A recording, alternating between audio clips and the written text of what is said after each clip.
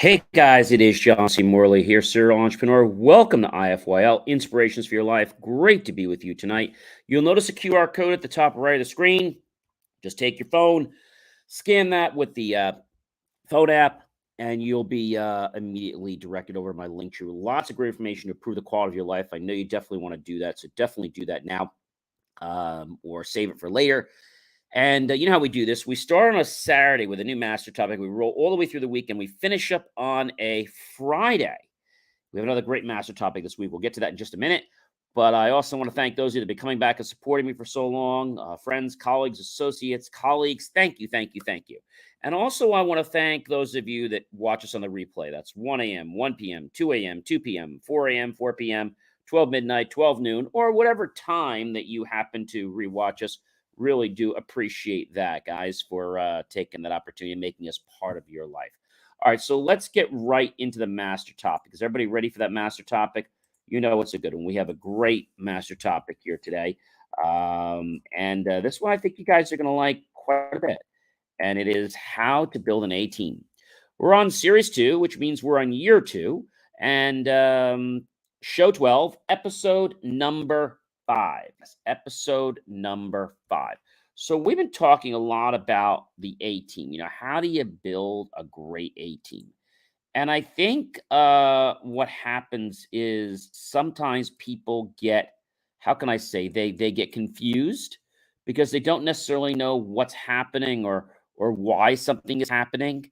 A little bit confusing, I'll tell you. I'll tell you that it's amazing to me how things like this are going on. You know, this is the thing that really has me kind of interested. And that is the fact that, you know, people are just starting to get interested with this whole thing. And that's the fact that an A team is so very, very powerful, ladies and gentlemen. I mean, it's really powerful. But what is it that makes up an A team? All right. So, first thing you have to do is on day one, you've got to set the expectations that this is how it's going to be. And this is our mission. This is what we're going to do. But not just on day one. You got to make sure that you're doing this on a continual basis. And so everyone always knows where they stand. I like to call this taking everyone's temperature. And you don't want to check in with everyone, you know, just once in a while. You want to check in with everybody every meeting. How are things going? How are the projects going? How's the homework going on this? You know, what issues are you running into? And I think that's the magic part. You want to definitely encourage participation from the group. I know a lot of groups I've been on, and they say they want you to participate, but guess what? They have no interest in you participating. All they want you to do is be there so you can be there for a quorum, but they have no interest in you participating. I think that's pretty badly, gentlemen, to promote this idea that you are here for a team, but yet there's no interest in you participating. They say they want you to participate, but then they really don't want you to participate. I mean, that's kind of crazy. Another one is embracing diversity. Ooh, that is a good one, John. What is diversity? What is diversity? Well, it's basically supporting equality for all genders, all sexual orientations, colors, creeds, religions, anything you can think of. It's a way of including everybody, or they call it inclusion. Okay, because before it used to be exclusion. So now it's called inclusion, or some universities call the Department of Diversity and Inclusion, which I think is kind of cool because it basically means that we're open to everyone. Everyone belongs. Inclusion means that everyone is involved and empowered to work together and to do it in a dignified way. And everyone gets recognized. And so that's pretty cool, regardless of their talents, their beliefs, their backgrounds, or the way that they live. Also, the equity is referring to being fair and just. belonging, feeling valued, respected, and supported. Again, empowered in your professional, educational, and personal endeavors. I know a lot of people that give up going down their pathway either in school or later on in life because somebody gets under their goat. Somebody tells them they can't do this or they can't do that. And the truth of the matter is, they can do that and a lot more, but they feel intimidated by this person who really is just trying to get them out of the way. I mean, that's the name of the game. They're trying to get them out of the way, and they figure, well, if I intimidate you enough, then maybe you'll just go away. And if you go away, then I won't have to worry about you because, to be honest, I'm finding you to be a threat in my life. Ooh, ooh, ooh, ooh, ooh, ooh. That is, when I tell you terrible, that is really, really terrible. And so, how do you combat that?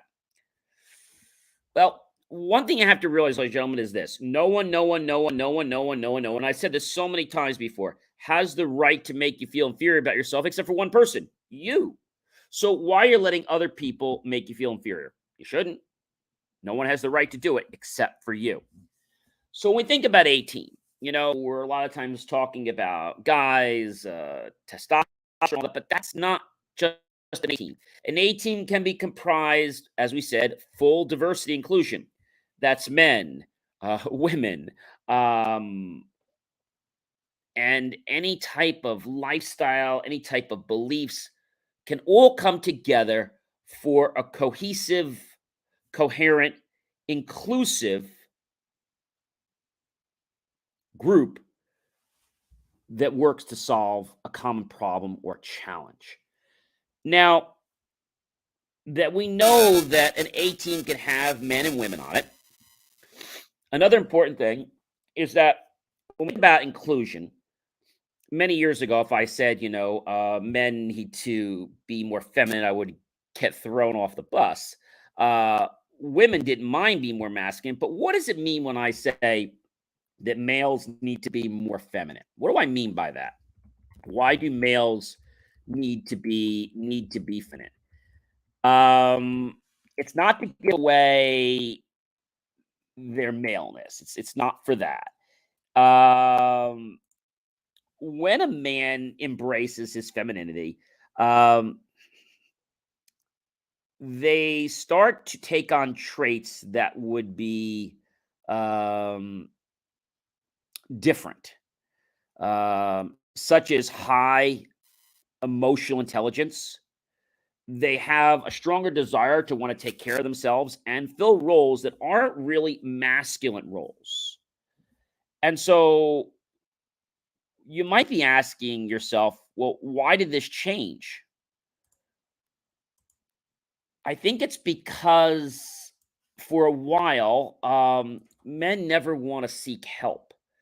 They never want to ask anybody. They'll run, they'll stamper, they'll get mad, they'll hide, they'll lie, but they just don't want to admit they need help. How many men do you know that will stop and ask for directions? Not happening. Or if they do, they're going to kind of make an excuse like they got to get gas or they got to go get something in the store, but they don't want to let, especially another lady, know that they're stopping for directions. A man asking another man for directions, not a big deal. But the minute the person stops and there's a lady in the store, oh, did you need help? Yeah, I just need some snacks and this. Did you get help? Oh, we're all good. I figured it out. And because it was a lady there, they felt intimidated. Why does this happen, though? I think it happens because men have always wanted to,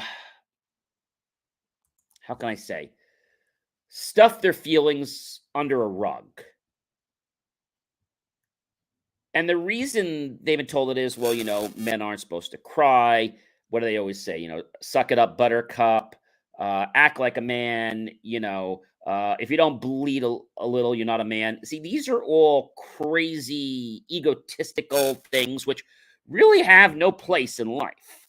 I get there's some motivation, but it's not about hurting or harming yourself. to become a man. See, that's not it. The concept of being a man is the fact that you are relentless, that you are so passionate to get something done, but you're not going to do something that's going to harm your life or harm others. And I think some men take that too far.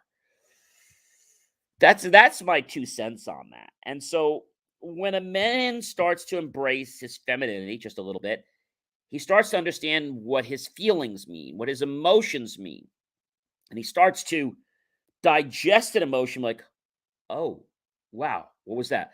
Because you'll find a lot of men that often resort to whether it's drugs, alcohol, the sex, or other things that they get addicted to, gambling. And it's because they don't have a channel. They don't have the ability to grasp on to their feelings. Ladies never have this problem.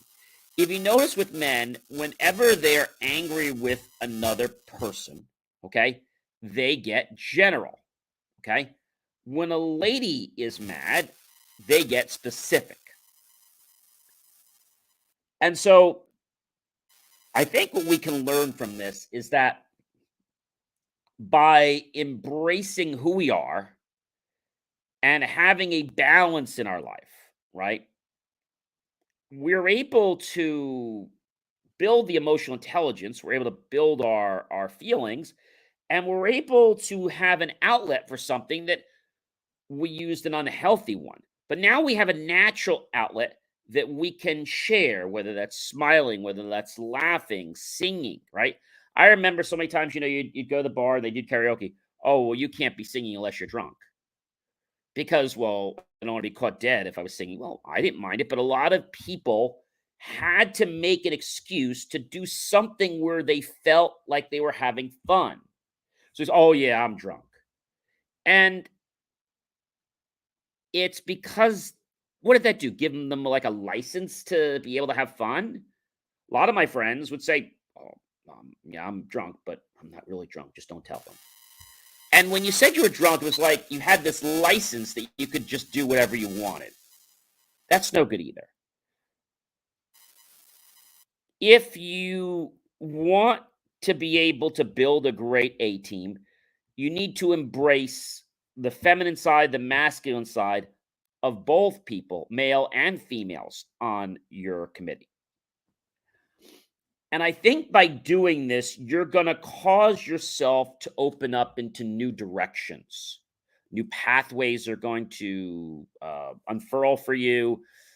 You're going to get new insights that you would have not gotten before, as you were not even in the right direction to see or be close enough to hear about them. What I will say to you about building an A team is that it's not an easy process. All right. And to keep an A team together, we have to celebrate why we're here all the time. And it's not to be in charge of the team, it's to have an equal team where we all have equal control. Now, there are some people that have control in some points, but other times it kind of fluctuates. And I feel no one wants to be on a committee where the same person is always in charge. Even if there's a chairperson, that doesn't matter. The control can always be passed, so the baton can be passed back and forth. If you're on a committee and they ask for feedback, but then every time you get to speak, they're like, okay, thank you for that. Let's move on to the next topic. They really don't care about you. And my philosophy is, if I've got people on a committee that are basically lying to me, that are saying one thing to my face and then saying I can't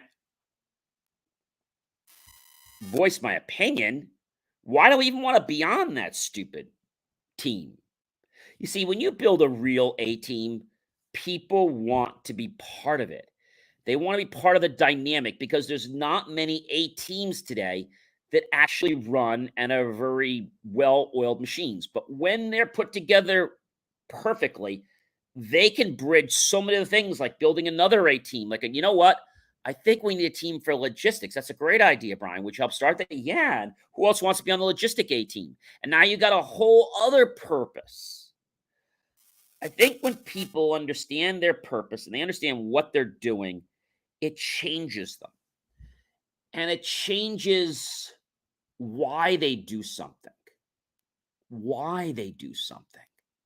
So if your purpose for joining an A team is so you can get recognition, well, don't join the A team for that. If your purpose for joining an A team is to make the community, the organization, whatever you're joining better, great to be on the A team.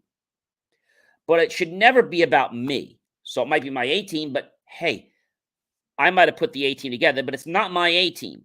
Even though I may own the company, it's our A team, and we're working together to come up with a collective, with things that are going to be mutually beneficial for not just me, but for the entire team. See, and that's the whole thing, ladies and gentlemen. There's no I, there's no me in team. There isn't. Pretty cool.